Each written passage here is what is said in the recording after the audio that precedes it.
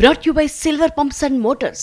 Top quality और consistent performance के लिए सिर्फ सिल्वर पंप्स नाम याद रखना. వల్లభనేని వంశీని కస్టడీకి కోరుతూ పోలీసుల పిటిషన్. మరోవైపు హైదరాబాద్ లోనే ఆయన ఇంట్లో సోదాలు. ఇటు ఫిర్యాదుదారుడు సత్యవర్ధన్ స్టేట్మెంట్ రికార్డ్, అటు వంశీ ఆరోగ్యం, జైల్లో పోలీసుల ట్రీట్మెంట్ విధానంపై ఆయన భార్య సంచలన వ్యాఖ్యలు చేశారు. చట్టాన్ని ఉల్లంఘిస్తే ఎవరిని వదిలేది లేదంటూ మంత్రి లోకేష్ లేటెస్ట్ కామెంట్స్. దీంతో వల్లభనేని వంశీ కేసు ఇంట్రెస్టింగ్ గా మారింది. నెక్స్ట్ ఏంటన్నది ఉత్కంఠగా ఉంది. వల్లభనేని వంశీ కేసులో దూకుడు మీద ఉన్నారు పోలీసులు.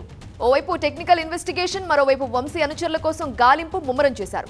ఇప్పటికే వంశీతో పాటు 5గురిని అదుపులోకి తీసుకుని విచారిస్తున్న పోలీసులు మిగిలిన వారి కోసం తెగ వెతుకుతున్నారు. అలానే వంశీని కస్టడీలోకి తీసుకుంటే మరిన్ని విషయాలు బయటకొస్తాయని భావిస్తూ ఇప్పటికే కస్టడీ పిటిషన్ దాఖలు చేశారు. ఇటు హైదరాబాద్ లోని వంశీ ఇంట్లో సోదాలు చేస్తున్నారు పోలీసులు. వంశీ ఇంట్లో పలు ఆధారాలు సేకరించే పనిలో ఉన్నారు. ఇటీవల వంశీ ఇంటికి ఎవరెవరు వచ్చి వెళ్లారు అనేది తెలుసుకునేందుకు సీసీ కెమెరాలు కూడా చెక్ చేస్తున్నారు. మరోవైపు వంశీ కేసులో మరొక కీలక పరిణామం చోటు చేసుకుంది. వంశీ కిడ్నాప్ చేసి దాడి చేశాడని చెప్తున్న సత్యవర్ధన్ స్టేట్మెంట్ రికార్డ్ చేశారు పోలీసులు. సోమవారం జడ్జి ఎదుట ప్రవేశపెట్టనున్నారు.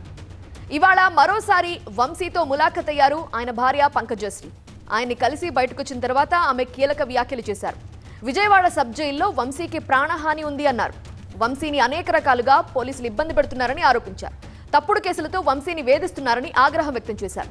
వంశీకి వెన్నుపూస నొప్పితో పాటు శ్వాసకోశ సమస్యలున్నాయన్న ఆమె వంశీకి ఎలాంటి వైద్య సదుపాయాలు కల్పించడం లేదన్నారు. చుట్టూ కెమెరాలు పెట్టి టార్చర్ చేస్తున్నారని అన్నారు పంకజశ్రీ.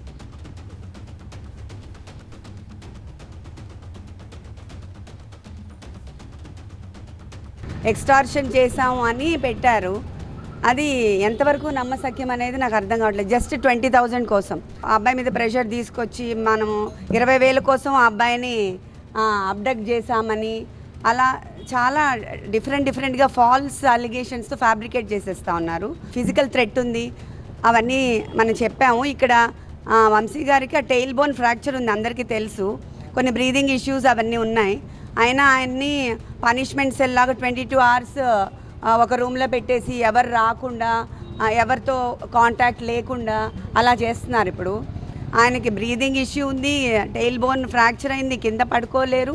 బట్ కావాలనే వాళ్ళు ఇట్లా పనిష్మెంట్ సెల్లో పెట్టి చాలా ఫిజికల్గా they are making him suffer అనమాట. ఫిజికల్ హెల్త్ కాకుండా వాళ్ళు మెంటల్గా కూడా ఆయన్ని అలోన్గా పెట్టి కొంచెం మెంటల్గా లో చేసి డిప్రెషన్ గురి చేయాలని ట్రై చేస్తున్నారు. వంశీ అరెస్టుపై స్పందించారు మంత్రి నారా లోకేష్. కిడ్నాప్ కేసులో త్వరలోనే నిజాలు బయటకొస్తాయన్నారు. ఒకప్పుడు టీడీపీ నేతల్ని అడుగడుగునా ఇబ్బంది పెట్టారని, దేవాలయంగా భావించే పార్టీ కార్యాలయం మీద దాడి చేశారని ఆగ్రహం వ్యక్తం చేశారు. చట్టాన్ని ఉల్లంఘిస్తూ టీడీపీ నేతలు కార్యకర్తలపై దాడి చేస్తే న్యాయపరమైన చర్యలుంటాయని ఎప్పుడో చెప్పానన్నారు లోకేష్. మేము ప్రెస్ మీట్లో గత ప్రభుత్వాన్ని నిలదీస్తే కావాలని మా పైన కేసులు పెడతాం కానివ్వండి, ఏకంగా మా పార్టీ ఆఫీస్ పైన దేవాలయంగా భావించే తెలుగుదేశం పార్టీ కేంద్ర కార్యాలయం పైన దాడి చేశారు, గన్నవరం పార్టీ ఆఫీస్ పైన దాడి చేశారు. ఇట్లా ప్రతిరోజు ఒకరిని జైలుకి తీసుకెళ్తాం, మా పైన దాడులు చేస్తాం. అదే జరిగింది. నేను ఆనాడు ప్రజలందరూ చెప్పాను. దాదాపు 90 బహిరంగ సభల్లో, యువగలం బహిరంగ సభల్లో ప్రజల ముందర ఎర్రబుక్ చూపించి ఏ అధికారులు వైకాపా నాయకులైతే చట్టాన్ని ఉల్లంఘించి ప్రజల్ని, తెలుగుదేశం పార్టీ కార్యకర్తలు ఇబ్బంది పెట్టారో న్యాయపరంగా వాళ్ళపైన చర్యలు తీసుకుంటా, వాళ్ళని వదిలిపెట్టనని ఆనాడు మొన్న కావాలని ఒక దళితుడిని కిడ్నాప్ చేసి కేసు విత్డ్రా చేయించారు ఇక్కడున్న మాజీ శాసనసభ్యుడు. ఆ కిడ్నాప్ కేసే ఈరోజు, ఆ కిడ్నాప్ వల్లనే ఈరోజు ఆయన జైలుకి వెళ్ళే పరిస్థితి. అన్ని వాస్తవాలు బయటికి వస్తాయి. మాకు దాంట్లో ఎలాంటి సందేహం లేదు. న్యాయబద్ధంగా అన్ని చర్యలు మేము తీసుకుంటాం. ఈ కేసు ఇన్వెస్టిగేషన్ ని స్పీడప్ చేశారు పోలీసులు. మరి నెక్స్ట్ ఏంటి వివరించడానికి మా ప్రతినిధి క్రాంతి లైవ్ లో సిద్ధంగా ఉన్నారు. క్రాంతి, హైదరాబాద్ లో వంశీ ఇంట్లో కూడా సోదాలు చేశారు కదా, ఏమైనా ఆధారాలు లభించాయా? ఫర్దర్ ప్రొసీడింగ్స్ అంటే ఏం చెప్తారు?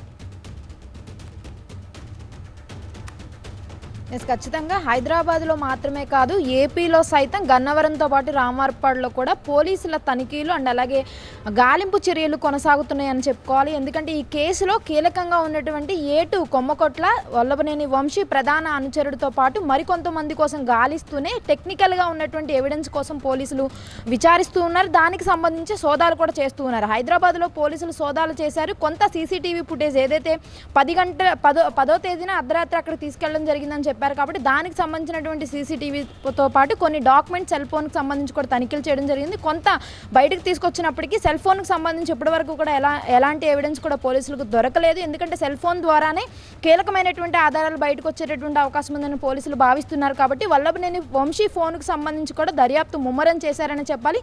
కస్టడీ పిటిషన్లో కూడా అదే అంశాన్ని పేర్కొనడం జరిగింది. మరోపక్క మనం చూసుకుంటే కనుక 2 తెలుగు రాష్ట్రాల్లో దర్యాప్తుతో పాటు ఈ కేసుకు సంబంధించి ఉన్నటువంటి కీలక ఎవిడెన్స్ని ప్రొటెక్ట్ చేసే పనిలో కూడా పోలీసులు పడ్డారని చెప్పాలి. మరోపక్క వల్లభనేని వంశీ భార్య జైల్లో వల్లభనేని వంశీని కలిసి ఖచ్చితంగా ఈ కేసు ఫాల్స్, దీన్ని ఇంకా రుజువు కాలేదు, రిమాండ్ ఖైదీగా ఉన్నటువంటి వల్లభనేని వంశీని ఫిజికల్గా మెంటల్గా హరాస్ చేస్తున్నారని చెప్పి కూడా ఆరోపిస్తూ ఉన్నారు.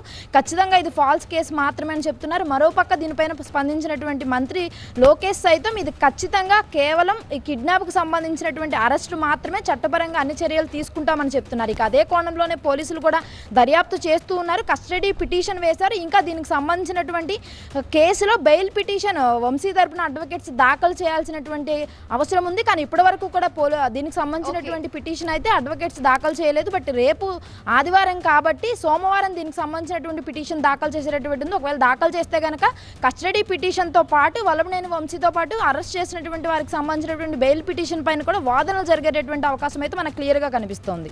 రైట్ క్రాంతి.